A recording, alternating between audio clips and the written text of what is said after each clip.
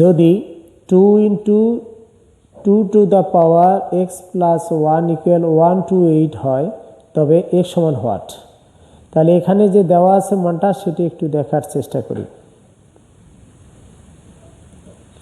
2 into 2 to the power x plus 1 equal 128। তাহলে এখানে একটি জিনিস দেখো যে গুণের সময় পাওয়ারগুলো কি হয়, যোগ হয়ে যায়। তাহলে এখানে দেখো এই 2 এর সাথে পাওয়ার কত আছে, 1 পাওয়ার।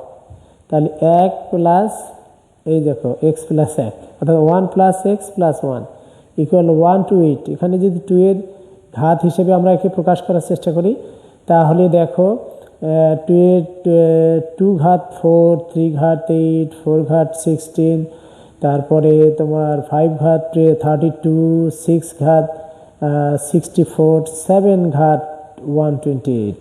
তাহলে এখানে দেখো 2 to the power x plus 2 equal to the power কত, 7।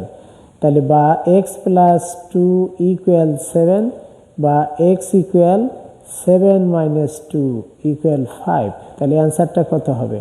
অ্যান্সারটা হবে 5।